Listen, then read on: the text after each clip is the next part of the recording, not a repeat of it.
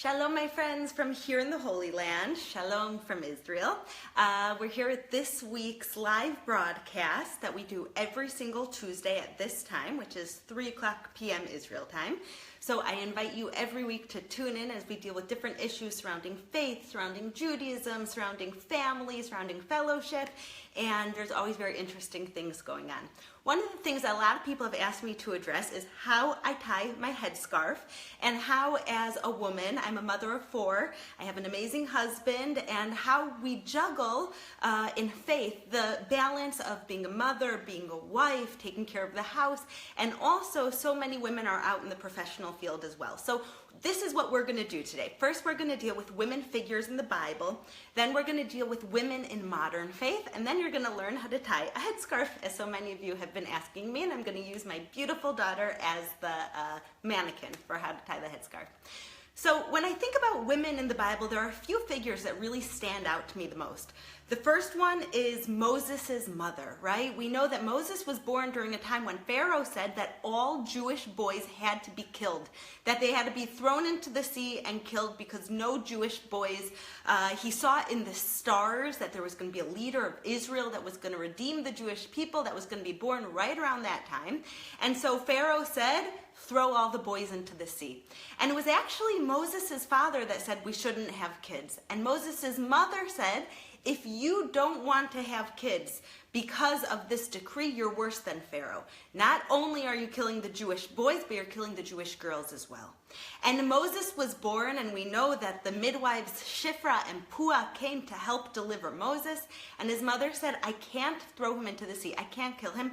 I have faith in God. I'm going to wrap him in a basket, and I'm going to put him in the river, and I know God will protect him. And so they put him in the river, and he went floating along, and we know that his sister, Miriam, followed along the river, watching her baby brother. And when it got to the shore, it was right by Pharaoh's castle. And it was actually Bat Paro, the daughter of Pharaoh, who went and saved Moses. And so we see who was the redeemer of Israel during this time from the Jews being enslaved in Egypt. It was Moses.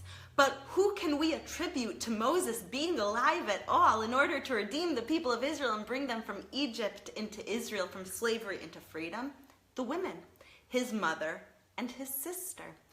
And then I think of this story just a few weeks ago. I was at Mount Tabor, and I think of the story of Deborah, how there was a leader, a military leader of Israel who saw the Canaanites coming to fight the Israelites, and the military leader of Israel said, no, we can't defeat them, they're so much more than us, we should just give up, throw our hands up, and say that we'll never win. And Deborah, who was a prophetess and a judge, she said, well, then redemption will come from a woman. And she went and she led the army of Israel, which was much less than the Canaanites, to victory, because she knew when we act in righteousness, in godliness, God blesses us. That what we see with our eyes here in this world isn't how it is. It isn't how it appears reality. We live in a faith-based reality. And we know when we turn our hearts up to God, God answers us. And that's why nothing is beyond God. Here in Israel especially, we don't just say that, but we live it. The fact that we are here in Israel after 2,000 years, just as the prophets foretold, is testimony to the fact that God performs miracles for those who pray for it. And so in the time of the Bible, when Deborah came and she led the Israelite army to defeat the Canaanites, and then it was Sisera, that was who was leading the Canaanite army, and he saw that his army was being defeated. He said, oh gosh, I'm going to lose, and they're going to come for me because I'm the leader. And he ran away. He abandoned his troops. And he went and he went looking for refuge, someone that would protect him and give him refuge from running away from the Jews who he tried to attack and kill and wipe out. And he found the tent of, can any of you guess? Any of you know whose tent he went to? Let's see. Write in the comments whose tent he went to. Let's see. He went to Yael's tent. That's written in English as Jael. And Sisera found refuge, exactly, thank you, Anu, you are exactly correct. He found refuge in Yael's tent, and we know that he was still a threat to the Jewish people, still a threat to the Israelites. Connie, exactly. Wanda, exactly. All of you guys are very versed in your biblical women, good for you. And so Yael gave him something to eat, gave him something to drink, he fell asleep, and she killed him, and thereby saving the Jewish people during that time. And so when we look throughout the Bible, it's very, very clear that the Jewish women were empowered. When we look at the stories of the Bible, we see that God wants women to act, to be leaders, to be forefront in creating his kingdom here on earth. Who knows, who can guess who I'm thinking about when I say she was put in a situation of power for such a time as this? Who can guess who I'm talking about? Who can guess who I'm referring to? I'm just talking about a woman who also saved the Jewish people from another evil leader who wanted to annihilate the Jewish people. Who can guess which woman I'm talking about? Yes, Kristen. Esther, exactly. Yes, Juan, good job, Esther. Good Wanda. Yeah, we have a lot of biblically versed people here. Thank you, Paula. I'm talking about Esther. That we know that there was evil King Haman who wanted to destroy the Jewish people, who encouraged King Ahasuerus to put out a decree to kill Jewish people in all of the lands. And then it was Queen Esther who went, told him, revealed her true identity, and went to Ahasuerus, who ended up killing Haman and his sons on the same at the same place that was created to kill the Jewish leaders. And so this is another story where God tells us that he puts women in a position of empowering these leaders to see through God eyes, to transition from evil eyes and to indeed see through God eyes. And so that leads us to women's role today in faith, in life, in Judaism. And one of the things that I always found so beautiful about Judaism was that it really is a balance. There are certain laws of modesty for women, just as there are for men, but it's all balanced. It's saying to the women, show your beauty. You're supposed to be beautiful, but you're supposed to be beautiful like a Proverbs woman, from the inside out. And you're not supposed to dress too revealing that people are going to look at you and only see you for your body. And you're also not supposed to hide your face and your body to the point that no one could see it. God created beauty in this world, and we're supposed to celebrate that beauty, but in a holy way.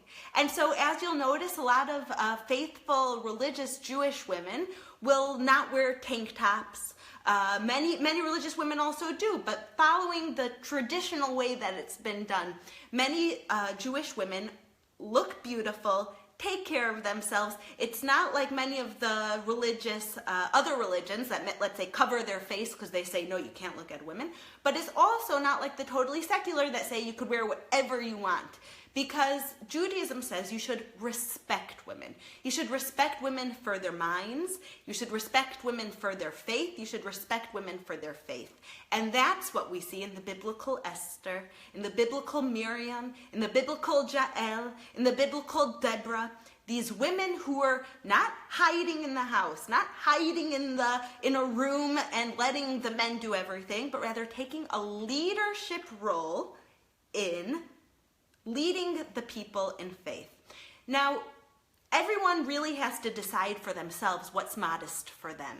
But it's an important thing to remember, both men and women, to check in with yourself and say, is this modest for me? A lot of religious Jewish women only wear long sleeves. Others wear short sleeves. Others wear tank tops. Some people go only to the beach in bathing suits, and everyone has to do their own thing. But we have to use certain guidelines of checking in with ourselves, of having this overall concept of modesty, and not to take it to one extreme that we want to hide ourselves and hide out in a closed room so no one sees us. That's not what God wants. But also to make sure that we're representing ourselves in a faithful way. Now, in a Jewish home, there are some traditional roles, and there are some roles that are kind of mixed. In raising a family, it's really mixed, which is something that's very beautiful. In my family, we have been blessed with 4 children, and both me and my husband share the house and children chores, and we really have a partnership.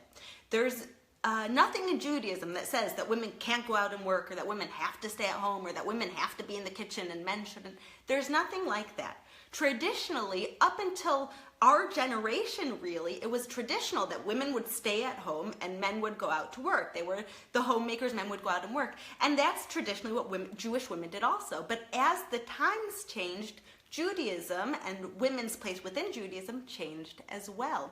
And so I would say, to sum it up, in Judaism, the woman is the spirituality of the home and the man is more the anchor.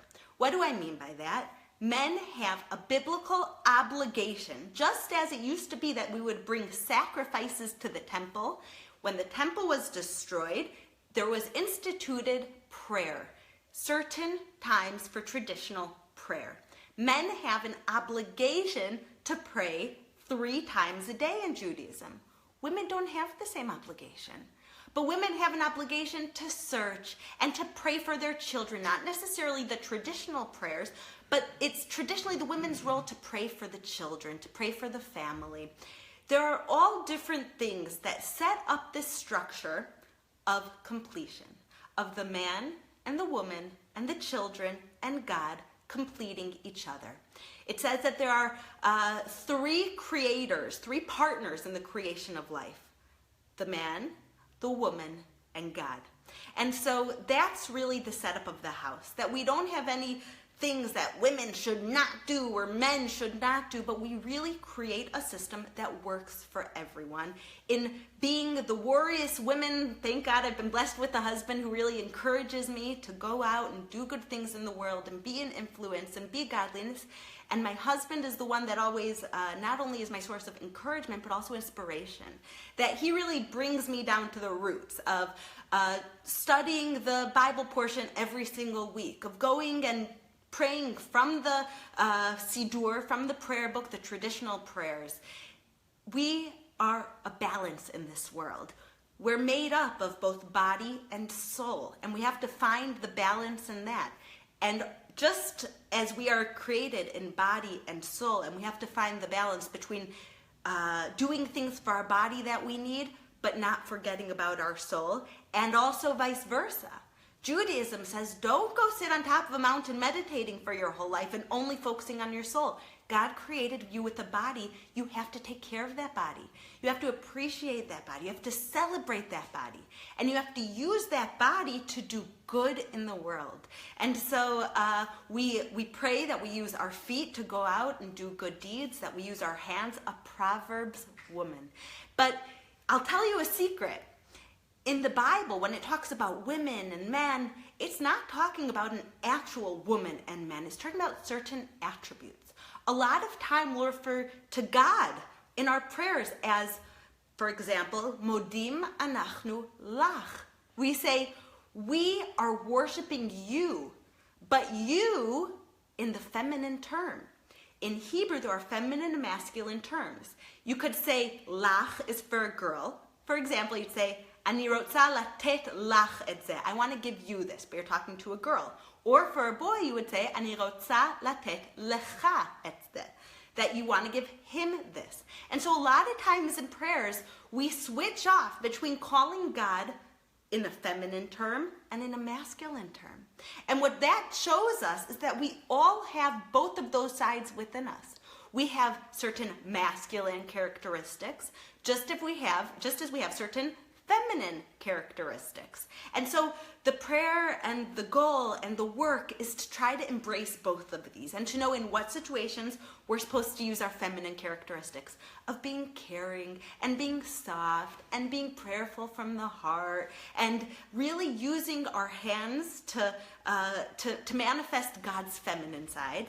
And we have to also know when we have to use those masculine sides of going out to war, of being the fighter, fighting for what's right, of being more intense, maybe you would say. But we all have both sides within us. God is not either exclusively male or female, masculine or feminine, and we are created in the image of God. And so by reflecting God, we have to know when to use our feminine, when to use our masculine, and to always have this dance in between of our body and soul, masculine and feminine, worldly and heavenly, and uniting those in order to bring peace to our lives, to our families' lives, and to the world. Now, we spoke about modesty and representing ourselves in a modest way, and that leads me to the head covering. You'll see that very often I wear a headscarf, and you'll see other Jewish women also wearing a headscarf. And I know many of my Christian brothers and sisters have said that when they remember when their parents and grandparents went to church, they would always wear a hat. Does anybody remember that? Does anyone have any stories of their mothers going to church or going to a place of worship and always putting on a hat as a sign of modesty? Now, we've kind of lost that in our generation, that covering your hair or wearing a hat doesn't really symbolize modesty in this generation anymore. It's not something that people necessarily put together. But it's one of these ancient traditions that a lot of Jewish women have held onto, just as we said a lot of Christians have held onto, of going to church and putting on the most beautiful hat. A lot of times I think about the African American churches, or seeing in Ghana or in Africa, how whenever they worship, they're wearing these big, beautiful turbans and hats and colorful.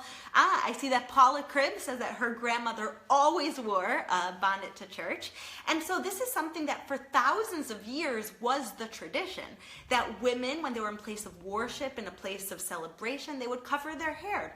And so there's a lot of things, there's different places or contexts of where Jewish women got the foundation of covering their hair from. For example, there's a story in the Bible of Isha Sota, the adulterous woman, that it says when they brought her to the high priest, she had to uncover her hair. So from that, we know that the women back then covered their hair as a sign of modesty. But it's also very much in the context of just tradition. Traditionally, women have covered their hair during the time of worship and celebration, as we just spoke about. And also, up until recently, these modern times when we have the state of Israel and America and Europe and freedom and expression, most of the Jewish communities were mixed within the Arab world. Babylon, we know we have the Babylonian Talmud, for example. One of the biggest and thriving Jewish communities was in Babylon, which is modern-day Iraq. We even know that it was so established that during the Second Temple, and the Second Temple was rebuilt 70 years after the First Temple was destroyed, most of the Jews from Babylon didn't go back to Israel to celebrate the Second Temple being built. They stayed in Babylon, where it was very safe. It was very thriving with the Jewish life, thriving with godliness, with prayer, with studying of the Bible, that they said, why do I have to go back to Israel? And so Jews traditionally have lived in Arab societies. And so the Jewish women didn't want to stand out as not covering their hair when all of the Arab women around them were covering their hair, and even wearing hijabs, that even today when the fellowship brings home Jews from the Arab world, there are still some Jews left in the Arab world. I'm going to move a little bit out of the sun. I see that. Okay. Sorry about that. A little bit of a technical difficulty, but perfect. So traditionally, sorry, the camera fell. Leave it just like that. It's perfect. When Jews lived in the Arab world, they didn't want to stand out from the Arab women. They didn't want to go out without anything on their head, because then they really faced a risk of being raped, of being called different names. It was dangerous. And so what we do now is, and so what they traditionally did, do you hear me? Let's see. Sorry, let me see this. Do you hear me? Could you guys tell me if you hear me or not? Let's see. Do you hear me? Can you hear me? Can you hear me? Could everyone tell me if they could hear me or not? Let's see. Yeah, you could hear me? Okay. I'm not sure. Okay. Can you hear me? Yes, you can hear me. Okay, great. Sorry about that interruption. Okay, so traditionally when Jews lived in the Arab countries, the women covered their hair to go out to the marketplace, to go out to public areas, so that they wouldn't stand different from the Arab women, because they didn't want to stand out and be targeted. And so there are a lot of things that go into a Jewish woman covering her hair. And so it's carried on to today. Not every Jewish woman covers her hair. Not every Jewish woman, even if she's very religious and very faithful, covers her hair at all. And not every Jewish woman will cover all of her hair. Some women will cover with just a hat or with just a headband. It's not something like keeping the Shabbat. That if you call yourself an Orthodox Jew and you really live a life of orthodoxy in Judaism, then you keep the Shabbat, which we will talk about a different day. Covering the hair is not the same as keeping the Sabbath holy, as we are straight up commanded in the Bible to do. This is something that I would call more tradition, that you'll see a lot of women keeping this tradition, but not everyone does. And so, in going with that, I want to invite my daughter to come. 1 second, let me set up this phone this way. Okay, let's set up. Okay, I have all of my, could everyone see me? I have my beautiful daughter here with me to be the example of how to cover her hair. And I have all of my hair covering paraphernalia, if you will. We have a few different things. I have a few different kinds of scarves. Okay. This is a special headband that you could get from most scarf shops that keeps the head covering from falling off. A lot of times people ask me, how do you move around and the scarf doesn't fall off? So this is a special headband I'm going to put on my beautiful daughter. Something else that I didn't add is that in Judaism, women only start covering their hair, those that do, after they get married. It's the sign that they're married. And so my daughter, for example, would not cover her hair right now. This is just as an example and for fun. Jewish women who you see covering their hair, it's a sign that they're married. So that's also important to know. So we put on the headband. Okay, let's see here.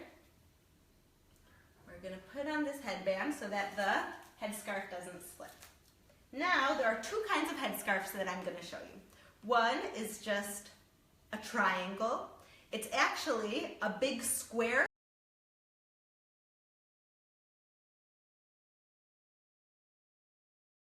scarf, and then I folded it until it got into a triangle. Now I'm going to put this on top, just like a bandana. Here I have both sides. I'm going to tie it on top of this, the end of the triangle. I'm going to tie it on top of there. Okay, there are a lot of, you could leave it like this, which is beautiful. Smile for the camera. Or you could tie it around. So now you have it in back. You could see you have two edges from what you tied. And you could wrap it around the top and down into the bottom. Now, if it reaches it, depending on how long it is, some of them you could tie again underneath so that it won't fall off. And if it doesn't reach down there, you could just tuck it in to the side where you tied it. Okay, so let's see. Beautiful. You ready to be a mother? Just kidding.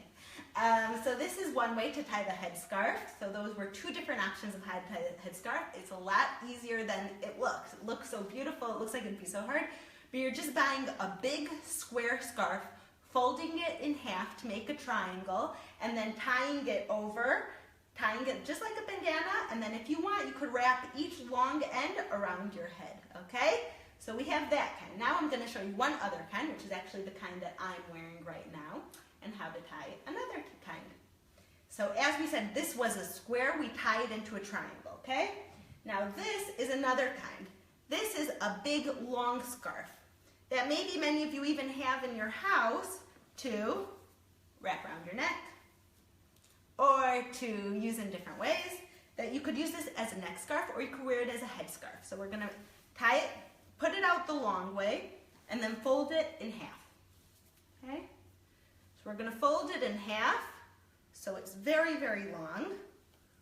And then we're going to fold it in half again. Okay, so we're folding it from top to bottom so that it's not so thick. And then we're going to fold it again lengthwise to find where the middle is, okay? So we're folding it and we put our finger where the middle is. Here is the middle. Okay, everyone understand? And then you put the middle right in the middle of your forehead also.